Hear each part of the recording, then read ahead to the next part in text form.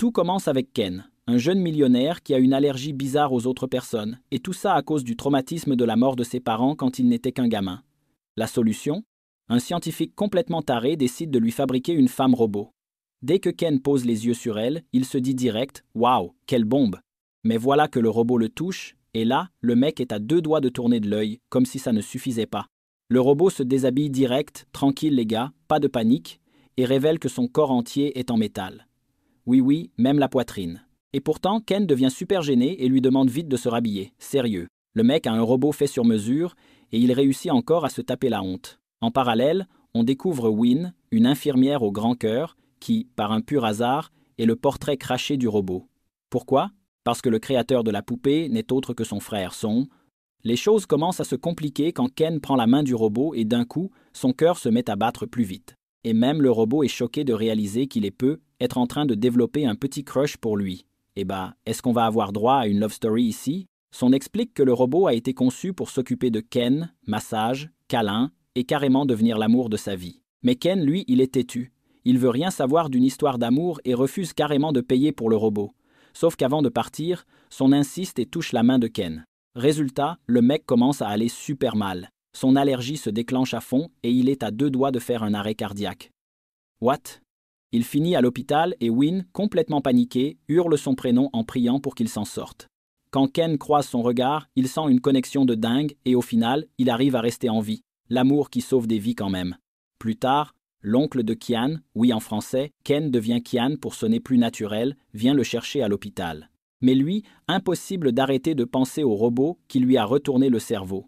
Et c'est là que les ennuis recommencent. Il se retrouve face au patron Len, un garce ultra louche qui veut prendre le contrôle de l'entreprise de Kian et qui est d'ailleurs le principal suspect dans la mort de ses parents. Len essaye de jouer les innocents, mais Kian lui fait bien comprendre qu'il n'est pas dupe et qu'il va découvrir la vérité. C'est clair comme de l'eau de roche que ce Len a quelque chose à se reprocher.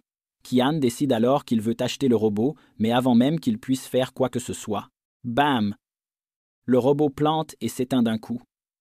Pour régler le problème, Win propose de se faire passer pour le robot, vu qu'elles sont parfaitement identiques.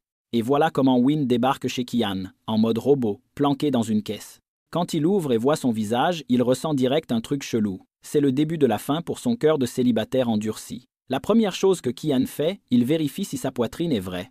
La gênance absolue.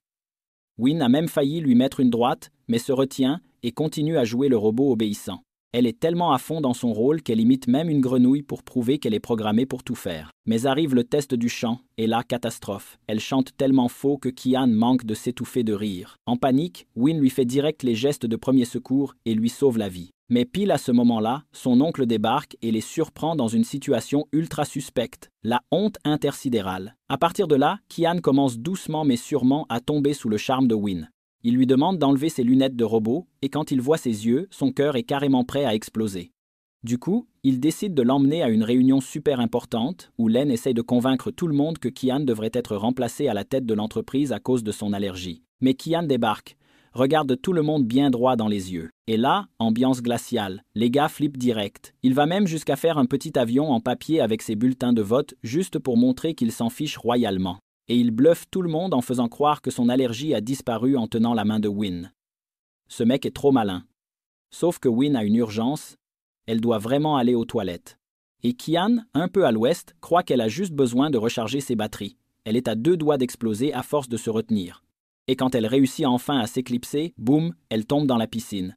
Évidemment, Kian saute direct à l'eau pour la sauver. Et là, oh, regard intense entre les deux. Même son frère commence à capter qu'il se passe un truc chelou. Après ce moment ultra intense, Win dit qu'elle a perdu son bracelet. Mais en vrai, elle est juste morte de honte. Bah oui, elle a fait pipi dans la piscine. Ah ah. Plus tard, Kian prend soin de ses cheveux avec une douceur folle et reste bloqué devant ses lèvres. Tellement réaliste. Le mec est clairement en train de tomber amoureux. Mais évidemment, ça ne pouvait pas rester calme longtemps. Ils sont interrompus par un appel de Goya, l'amie d'enfance de Kian. Et surprise, c'est aussi la fille de Len. Elle débarque direct en mode séductrice, prête à lui proposer d'être sa copine. Mais Kian la recadre direct. Tant qu'il n'aura pas découvert qui a tué ses parents, pas question de se mettre en couple. Ce gars a ses priorités bien en place. De retour à la maison, Kian sent une odeur chelou de brûlé et pense que ça crame quelque part. Mais surprise, c'était juste Win qui tentait de cuisiner. Un désastre En plus, elle s'est blessée à la main. Et voilà que Shaun débarque, persuadé que Kian maltraite sa sœur, prête à appeler la police. Plus tard, l'ambiance chauffe. Littéralement. Kian plaque Wynne contre le mur et lui demande d'essuyer la sueur de son front juste pour prouver à Shaun qu'elle lui obéit vraiment. Sérieux, ce gars est incorrigible. Après ça, il entend un bruit louche, attrape une batte de baseball et part en mode enquête. Mais en fait, c'est juste Wynne qui prenait sa douche. Et là, oups, sa serviette tombe. Calmez-vous, pas de panique. Sauf que, surprise, elle porte toujours sa combinaison de robot. Kian, complètement paumé, lui demande pourquoi un robot aurait besoin de prendre une douche. Et Wynne balance cash, parce que je dois agir comme un être humain. À partir de là, Kian sent qu'il est vraiment en train de craquer pour elle. Mais évidemment, les problèmes continuent. Goya débarque dans son bureau et pète un câble en voyant Wynne là. Entre les deux filles, c'est la guerre des regards. Fatigué de ce drama, Kian met un stop à la rivalité et déclare que Wynne est la meilleure femme qu'il pourrait avoir à ses côtés. Pam, prends ça Goya. Après ça, Wynne lui prépare un petit repas spécial. Mais Kian, lui, il en a rien à faire du repas. Ce qu'il veut, c'est en savoir plus sur ses lèvres. Comme elle devient super nerveuse, Kian se moque et lui dit que son robot est défectueux et a besoin d'un bon réglage. Au dîner, tout semble normal. Jusqu'à ce que Kian se rapproche un peu trop d'elle et... Panique totale. Wynne appuie sur un bouton d'urgence et Shaun débarque en mode super-héros, pensant que Kian est en train de lui sauter dessus. Franchement, ce drama, c'est de la folie. Alors, est-ce que Kian va enfin avouer qu'il est red dingue de Wynne? Eh ben les problèmes ne font que commencer. Goya est furieuse en découvrant que Wynne est chez Kian. Elle débarque direct, bien décidée à l'humilier. Wynne essaie de se planquer, mais Goya est rapide et lui balance une pique bien salée. Une fille pauvre comme toi n'a aucune chance avec un mec intelligent comme Kian. Les deux commencent un échange bien piquant jusqu'à ce que Kian apparaisse. Et bien sûr, Goya essaye encore de le séduire. Mais devinez quoi? Le mec n'est Dieu que pour Wynne. Bien fait Goya. Et là, scène bien tendue. Wynne remarque un bouton bizarre dans le cou de Kian et s'apprête à le toucher. Mais Goya lui attrape la main au dernier moment. Problème? Kian a cette allergie de fou et juste ce contact suffit à le faire vriller. Le mec commence à se suffoquer. Plus d'air, son cerveau part en vrille. Il repense à la mort de ses parents en se culpabilisant à mort. En plein délire, il s'évanouit. Panique à bord, faut faire quelque chose. Kian est entre la vie et la mort. Mais Wynne ne compte pas le laisser partir. Elle fonce chercher une injection salvatrice. Et boum, elle lui sauve la vie. Notre héroïne encore un peu sonnée, Kian la regarde avec des yeux pleins d'amour. Son oncle, captant bien l'ambiance, vire Goya de la maison sans ménagement. Bien joué. Plus tard, Kian ouvre son cœur à Wynne et lui avoue qu'il a fait quelque chose d'horrible étant enfant et qu'il ne se le pardonnera jamais. Mais Wynne, fidèle à elle-même, le réconforte. Et quand il regarde ses lèvres, bam, plus rien n'existe autour. À ses côtés, il se sent enfin apaisé. Ce gars est cuit, foutu, condamné à l'aimer. Après ce moment ultra mignon, scène bien gênante, Kian est sous la douche et demande à Wynne de le savonner. Ça se va faire, ça chauffe là. Wynne, super mal à l'aise, décide de mettre une peluche sur sa tête pour se cacher les yeux. Kian la regarde en mode « Mais elle est sérieuse, elle. » Et le comble. Elle ouvre les yeux et découvre des petits canards en plastique qui flottent dans la baignoire. La folie douce. Tout semble enfin calme, jusqu'à ce que Kian sorte de la douche, comme sa mère l'a fait, et lui demande une serviette.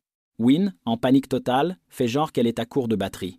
Kian, pas patient pour un sou, la prend dans ses bras et balance un « Ouah, t'es lourd de toi !» Romantique, non? Il la balance sur le lit avec un regard ultra intense. Oula, est-ce que ça va déraper là? Mais pendant ce temps, Goya découvre un énorme secret. Shan possède plein de robots identiques à Wynne. En gros, le robot est un fake. Alerte générale. Pendant que cette bombe explose, Kian est concentré sur autre chose. Mettre au point un plan pour démasquer Len et prouver qu'il est responsable de la mort de ses parents. Mais en pleine mission, Wynne s'endort sur son épaule. Et avec un regard plein de tendresse et de solitude, il lui murmure « Si tu étais humaine, je t'aimerais pour toujours. J'en ai marre d'être seule. » Ouh, ça fait mal au cœur, ça. Wynne se réveille en entendant ça et prise d'un élan de courage lâche « Je ne suis pas un robot. » Puis elle sort une bague et scelle sa déclaration avec un baiser passionné. Mais Kian, toujours à côté de la plaque, pense que le baiser est dû à un bug du système et qu'elle a besoin d'être réparée. Sérieusement, mec? Ensuite, les deux se rendent chez Goya, et pendant que Kian distrait la rivale, Wynne commence à fouiller la maison à la recherche d'indices sur le meurtre des parents de Kian. Sauf que bien sûr, Goya débarque d'un coup et Wynne doit improviser en prétendant chercher les toilettes. Mais Goya, pané de la dernière pluie, balance « Je sais que tu n'es pas un robot. Game over. » Et pour couronner le tout, Elle tente de soudoyer Win en lui offrant un collier et une grosse somme d'argent pour qu'elle laisse tomber Kian. Mais Win, fidèle à elle-même, refuse direct. Même tout l'argent du monde ne me ferait pas renoncer à lui. Grave, cette phrase est digne d'être gravée sur un mur. Pendant ce temps, Len joue sa dernière carte et force Kian à épouser sa fille. Mais même complètement bourré, Kian lâche un énorme nom épique. Guaya et Win se disputent pour savoir qui va le ramener chez lui. Et au final, c'est Win qui gagne et le dépose sur le canapé. Mais alors qu'elle s'apprête à partir, Kian lui attrape le bras et dans un moment de pure sincérité, avoue « Je t'aime, peu importe que tu sois un robot ou non ». Et là, enfin, un vrai baiser de cinéma. Alléluia. Le lendemain matin, Win lui prépare un petit-déj spécial et Kian se réveille complètement perdu, demandant ce qu'il s'est passé la veille. Mais Win ment et lui fait croire qu'il a perdu la mémoire. Mais là, retournement de situation, Shan a réussi à réparer le robot et Win va devoir partir. Ce qu'elle ne sait pas, c'est que Kian lui prépare une surprise romantique pour cette même soirée. C'est le moment où jamais, mais comme toujours, le destin adore compliquer les choses. Kian tombe sur un enregistrement qui prouve que Win n'est pas un robot. Et au lieu d'être heureux, ils se sont trahis. Sérieux, Kian, pas maintenant. Le lendemain, Win tente de partir discrètement en échangeant sa place avec le robot. Mais Kian débarque pile au moment fatidique et se retrouve face aux deux. Et là, il balance sans hésiter. Je ne veux pas d'un autre robot. Je veux toi, Win, parce que tu es l'original. Mais Shan, en panique totale, ment et dit que Win doit partir parce qu'elle a attrapé un virus. Franchement, c'est la pire excuse de l'univers. Et là, coup fatal. Pour pouvoir partir, Win regarde Kian droit dans les yeux et lui dit qu'elle ne l'aime pas. Aïe, ça fait mal. Le cœur de Kian se brise en 1000 morceaux. Blessé, il prend une décision radicale. Il annule tous les investissements de l'entreprise de Shan et lâche. Je ne veux plus jamais te voir, même pas dans mes rêves. Ouch, ça m'a fait mal à moi aussi. Résultat, Win retourne travailler comme infirmière. Et Kian, lui, sombre dans une grosse déprime. Son psy finit par lui dire la vérité. La raison pour laquelle il n'a pas eu de réaction allergique avec Win, c'est qu'au fond de lui, il croyait vraiment qu'elle était un robot.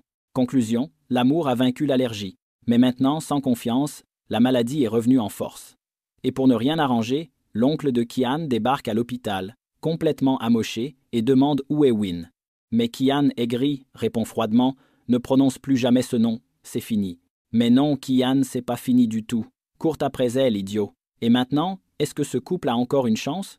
Kian va-t-il réaliser qu'avec ou sans robot, l'amour est réel? Suspense total. La tension est à son comble. Win est dans la pièce à côté, en train de s'occuper d'un patient, quand elle croise le regard de Kian. Et là, cœur qui s'emballe, âme qui s'appelle, leurs regards intenses se croisent. Mais Kian passe tout droit, l'ignorant comme si elle n'existait pas. Ouch, ça fait mal. Win, évidemment, ne peut pas s'en empêcher et court après lui. Mais Kian lui ordonne de s'arrêter. Avec le cœur brisé, elle lui dit « Tu me manques, je veux t'aimer à nouveau ». Mais lui, froid comme jamais, répond « Efface de ta mémoire tous les baisers que je t'ai donnés. Parce que pour moi, ils ne veulent plus rien dire. » Coup bas de fou, Win reste là, les larmes coulant sur ses joues, tandis que Kian fait semblant de ne rien ressentir. Mais une fois chez lui, bam, tous les souvenirs heureux avec elle lui reviennent en tête. Impossible de mentir à son cœur. Et là, le destin reprend les commandes. Kian commence à se sentir mal et, grâce à un petit bracelet intelligent, Win comprend qu'il est en danger. Sans réfléchir, elle fonce chez lui et le trouve en train de grelotter de froid. Situation critique. Elle s'occupe de lui comme une vraie princesse et reste à son chevet jusqu'à s'endormir à côté de lui. Quand Kian se réveille, il découvre un petit mot mignon qu'elle a laissé avec les médicaments bien préparés pour lui. Win, toute perdue, se confie à son frère. « J'aime Kian, mais je ne sais pas s'il ressent encore quelque chose pour moi. » Et là, Shen, qui adore les petits défis, propose un match de basket à Kian. S'il perd, il devra avouer son plus grand secret. Et évidemment, Shen gagne.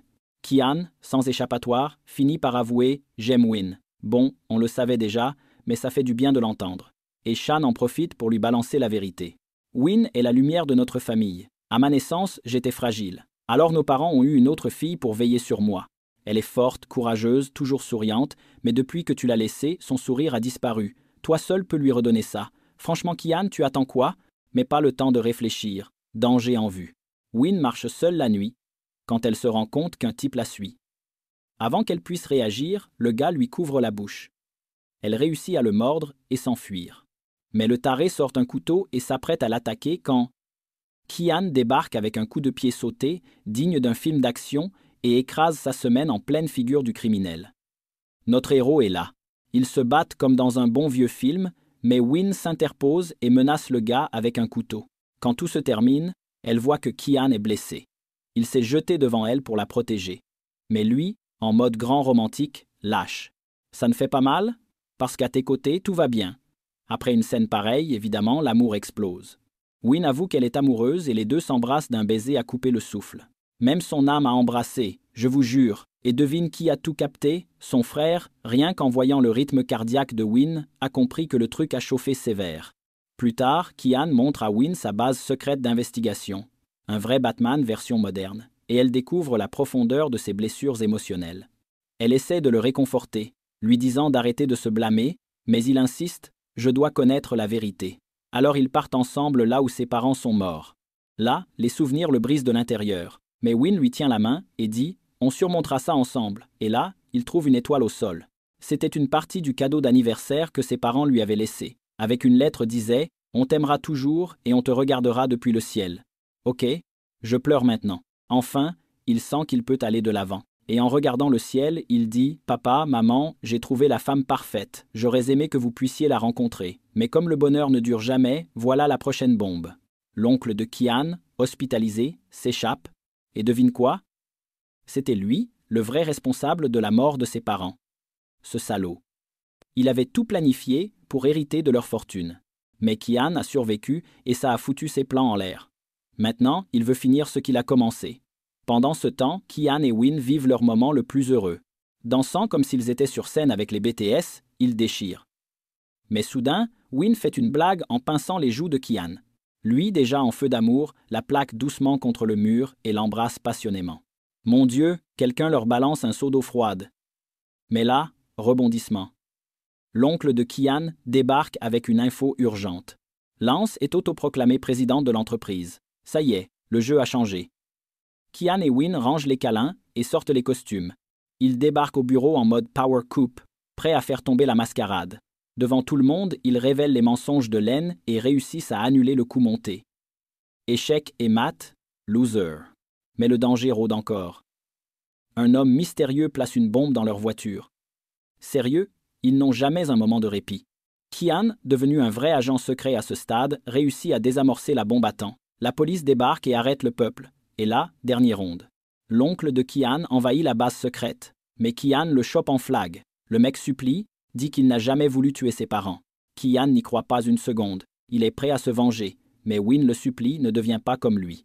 Au final, Kian résiste à la tentation et voit son oncle emmené en prison. Justice est faite. Le temps passe et un nouveau départ se profile. Shan lance son projet de robot qui devient un énorme succès. Et Kian et Wynne vivent une vie heureuse, regardant les étoiles chaque nuit. Comme Kian le faisait avec ses parents. Parce qu'au fond, cet amour qu'ils pensaient perdu a trouvé un nouveau chemin. Et maintenant, sous la lumière des étoiles, Kian et Wynne savent qu'ils ont trouvé l'amour de leur vie.